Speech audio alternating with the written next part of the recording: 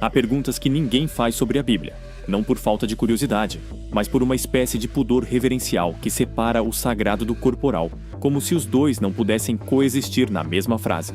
Esta é uma dessas perguntas.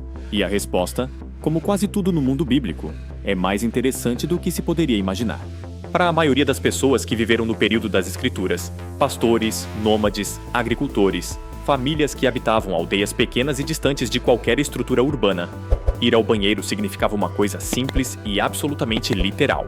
Afastar-se da área habitada, encontrar um lugar discreto no campo aberto e resolver a questão ali mesmo, entre as pedras e a vegetação rasteira do Oriente Médio Antigo.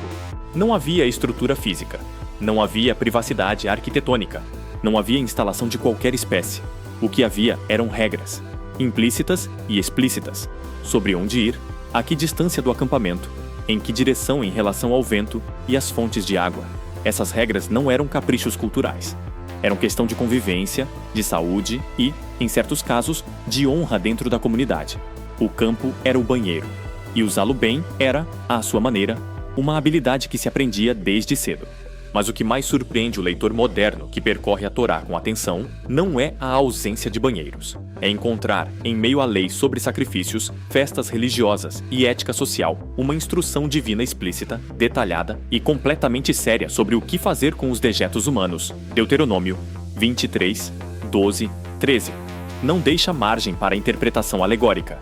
Terás um lugar fora do acampamento para onde irás. Terás também uma pá entre as tuas ferramentas, e quando te assentares fora, cavarás com ela, e voltando, cobrirás o que saiu de ti. Uma pá.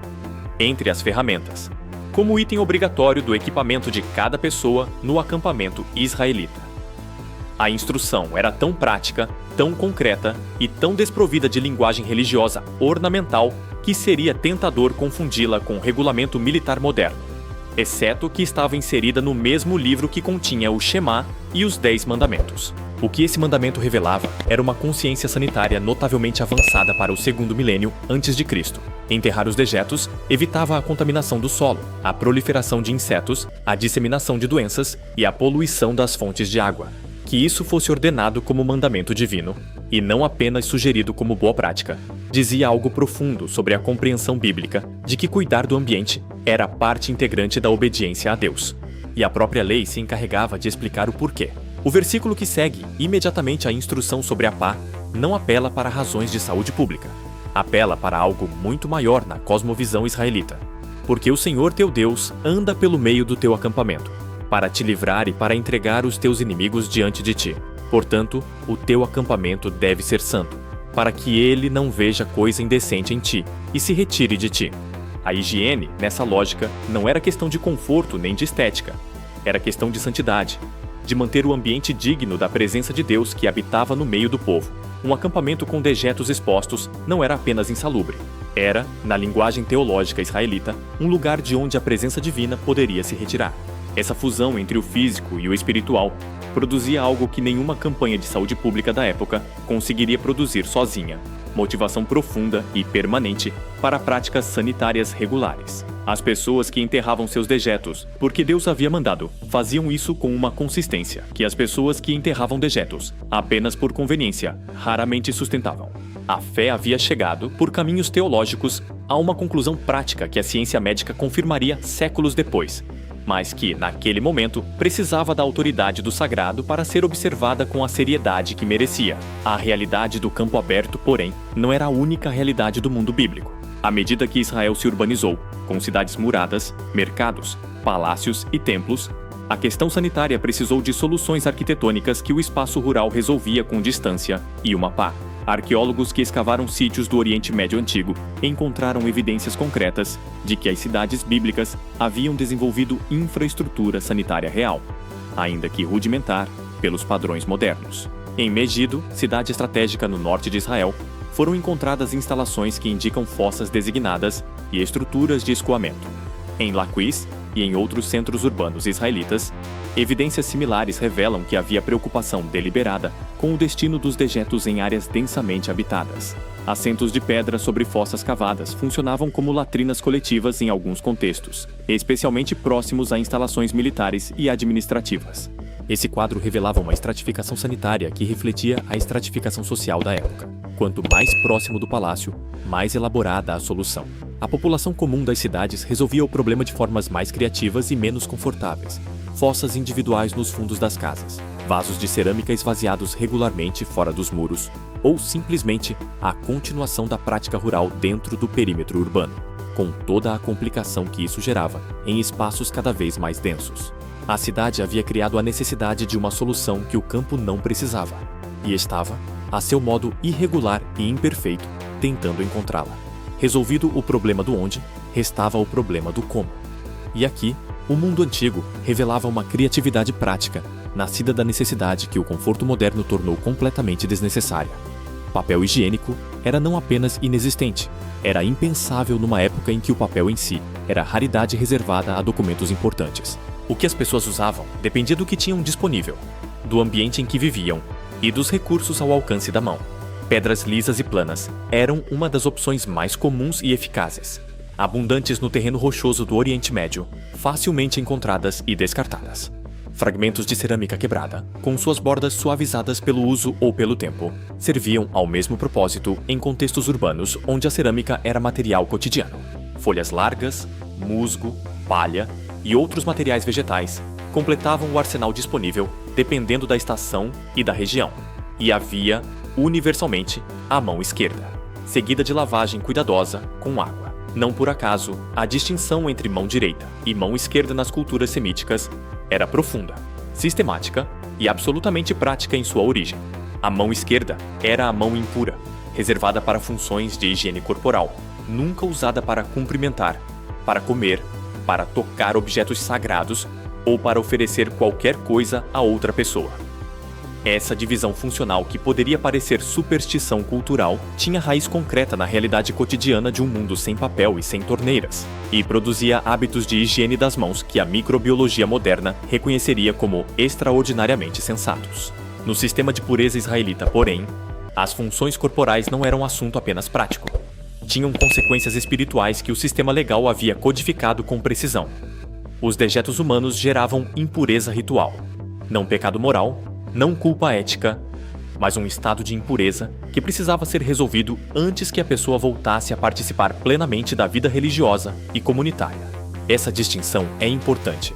Impureza ritual no pensamento bíblico não era julgamento sobre o caráter de ninguém. Era reconhecimento de que certos contatos com a matéria corporal, dejetos, sangue, morte, criavam um estado que exigia purificação, uma espécie de reinserção ritual no espaço do sagrado. A consequência prática mais imediata era a lavagem das mãos, obrigatória após atender às necessidades fisiológicas antes de qualquer refeição, antes de qualquer participação em ritual religioso.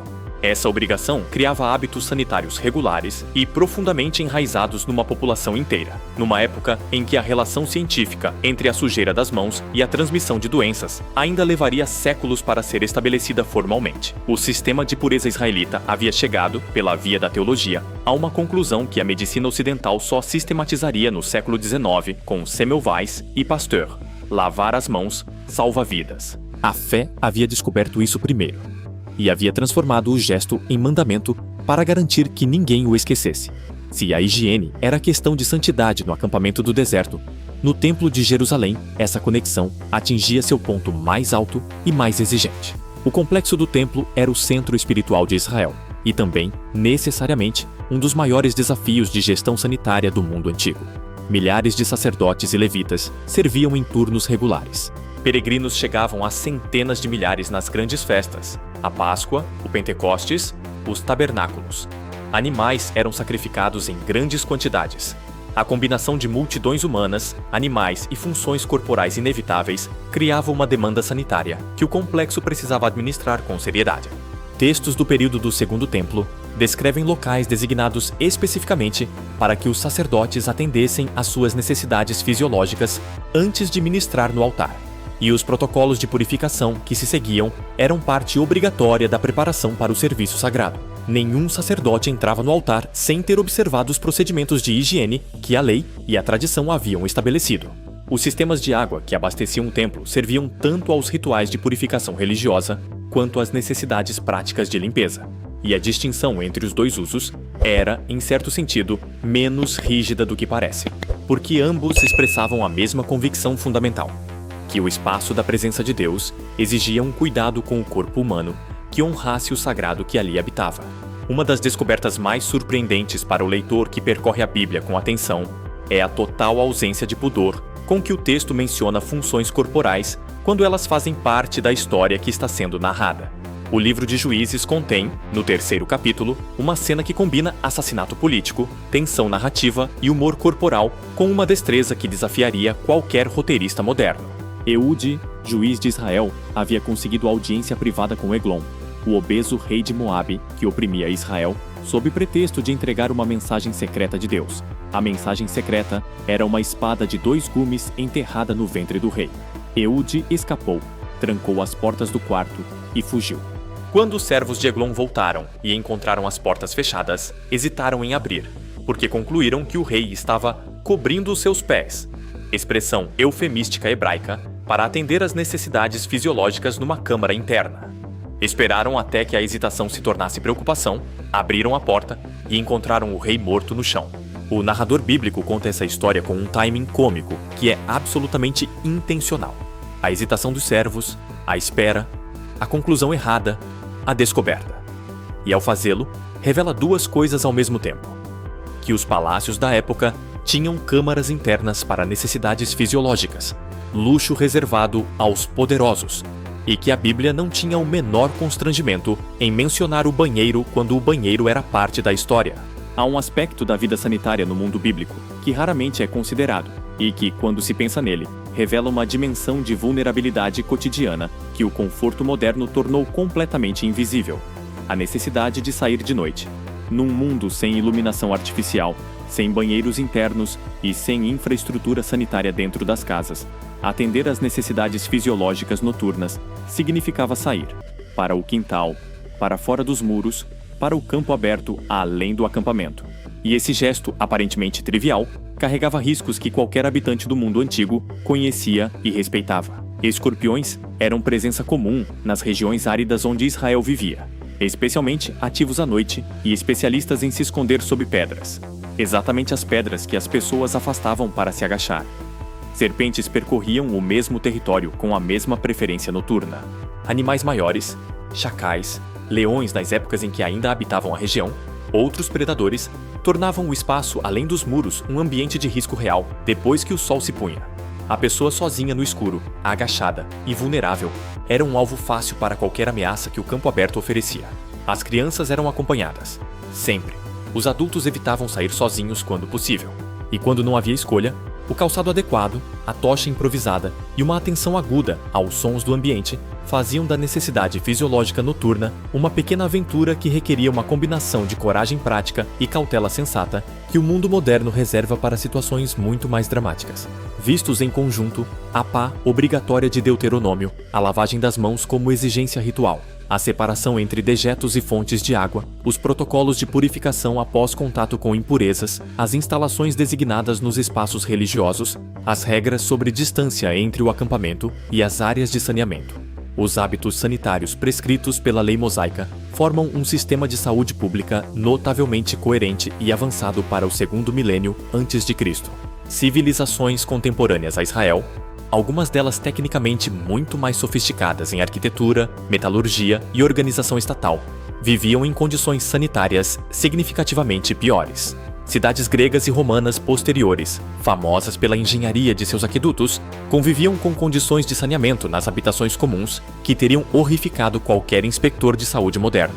A lei de Moisés havia chegado por caminhos teológicos a conclusões práticas que a ciência médica ocidental só confirmaria formalmente no século XIX, quando pesquisadores como Semmelweis e Pasteur demonstraram a relação entre higiene e prevenção de doenças com evidências laboratoriais que o mundo demorou a aceitar. Israel havia aceitado essas práticas séculos antes, não porque tivesse microscópios ou teoria microbiana, mas porque havia recebido uma lei que tratava o cuidado com o corpo humano e com o ambiente como expressão concreta de fidelidade a Deus. No fim, o que a pá de Deuteronômio revela é algo que ultrapassa a higiene e a teologia ao mesmo tempo, que no pensamento bíblico, não havia separação entre cuidar do corpo e cuidar da alma, e que a atenção ao mais básico e humilde das necessidades humanas era, também ela, um ato de fé.